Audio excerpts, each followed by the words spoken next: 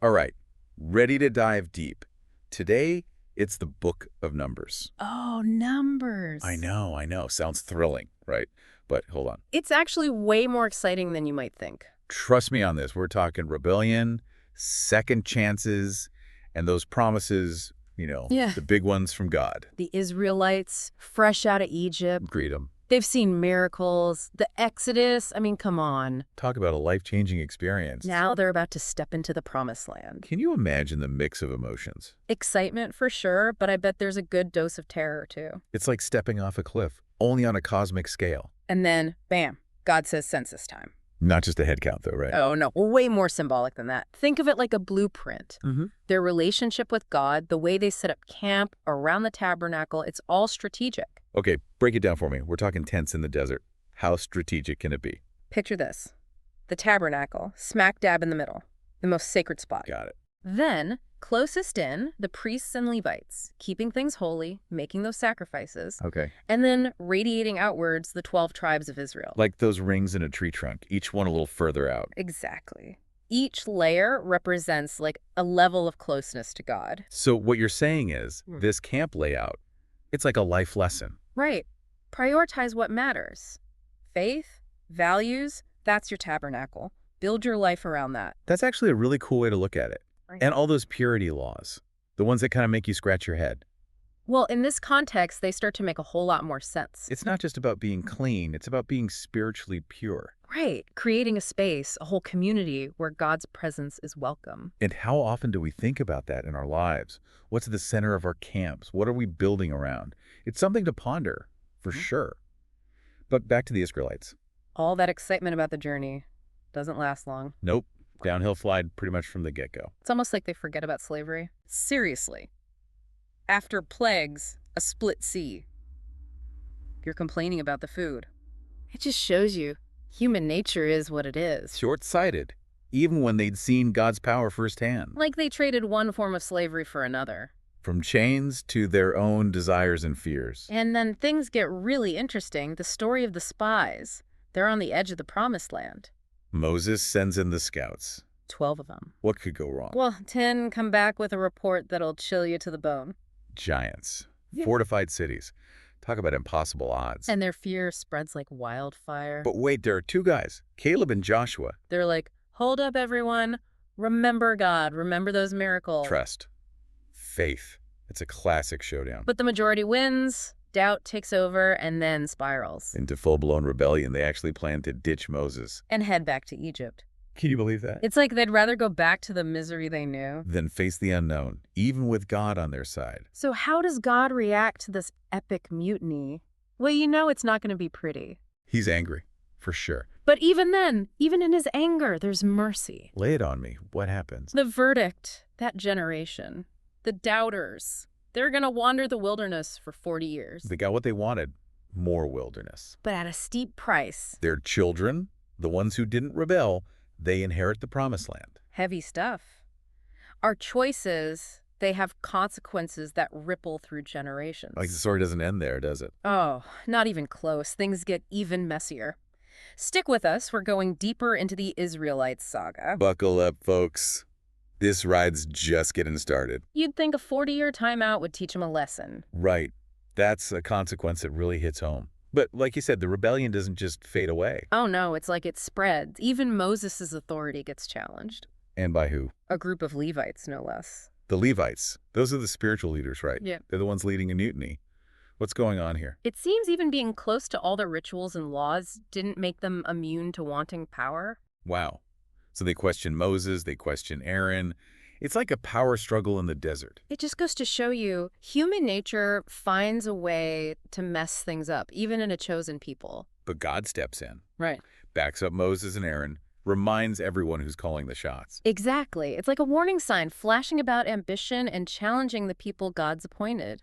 Okay, but what about that water from the rock story? That one always gets me thinking. Yeah, it's a bit of a head-scratcher at first. The people are thirsty, again. God tells Moses, talk to the rock. Water will come out.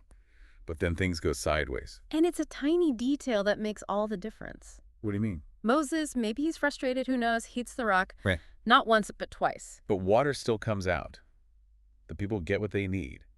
So why is God so upset? Because it was about more than just getting a drink. It was about trusting God, doing things his way. Ah, I see. So hitting that rock, it was like Moses saying, forget you, God, I'll do it my way. Kinda, yeah. And the consequences, well, they were big. Moses, after all he'd done, all the leading and sacrificing, he can't enter the promised land. Serious. Yeah, that's how serious this obedience thing is. It's not just actions. It's about where your heart's at. Humility, trusting God completely. That's the lesson. It's pretty sobering, actually. Shows that even our little choices, when we choose our will over God's, they have a ripple effect. It's a theme that runs through the whole Bible. But even with these consequences, you still see God's grace shining through. Like when?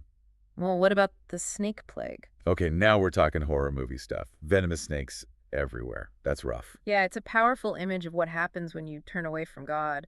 But even then, there's a way out, a path to healing. You're talking about the bronze snake, right? That one always throws me for a loop. Make a bronze snake, stick it on a pole, look at it, and you're cured. It sounds crazy, but it's pointing to something much bigger. Oh, I'm all ears. Tell me more. Think about it. Just like they had to look at that snake to be healed, we look to Jesus, to what he did on the cross, to be saved. Whoa. Never thought of it like that. It's like a preview of Jesus taking on the sin of the world, offering healing and a way back to God. Wow, that's really powerful. So even when things look bad, there's always a way back to God, a way to be redeemed. Always. But the story's not over yet. There's this guy, Balaam, a pagan sorcerer. He gets hired to curse the Israelites. What? A sorcerer? Now things are getting interesting. Yeah, we're moving to the Plains of Moab, and things are about to get a little unpredictable. All right, picture this. The Plains of Moab. Israelites are closing in on the Promised Land. But there's this King Balak, totally freaked out. Understandably right. This whole Exodus thing probably had him sweating a little. So he does something drastic, calls on this guy, Balaam.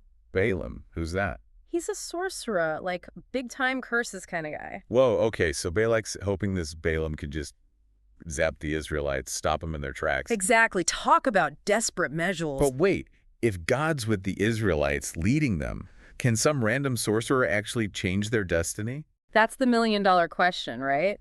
And the answer, well, it's kind of funny and kind of mind-blowing at the same time. Okay, now I gotta hear this. Balaam, he's all set to curse the Israelites. Big reward, you know how it is. Greedy sorcerer classic. But here's the thing.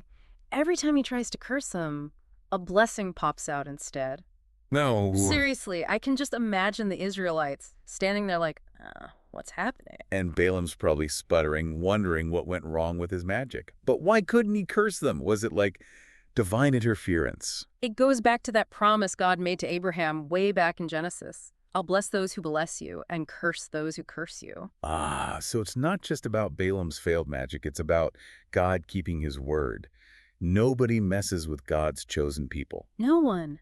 And get this, Balaam, even though he can't curse him, he has this vision. A vision. About what? He sees this future Israelite king, someone who'll bring justice to everyone, everywhere. So it's like a sneak peek at the Messiah, the one who's going to come and change everything. Right. Even in the middle of all this chaos, God's still working things out, moving history towards his big plan. It's like he's saying, my story's bigger than your curses, Balaam.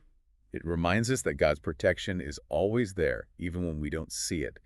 And his plan, it's always in motion. And that brings us to the end of the book. The wilderness generation, they're gone. The doubters, the rebels. Yeah, now it's the new generation's turn. They're ready to cross that Jordan River, step into the promised land.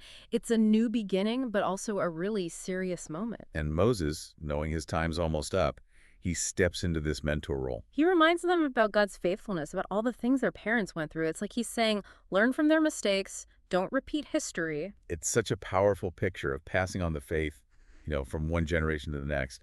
But even though they're about to enter this new land, it's not like all their problems are solved, right? Right. They've still got battles to fight, land to divide up, a whole society to build.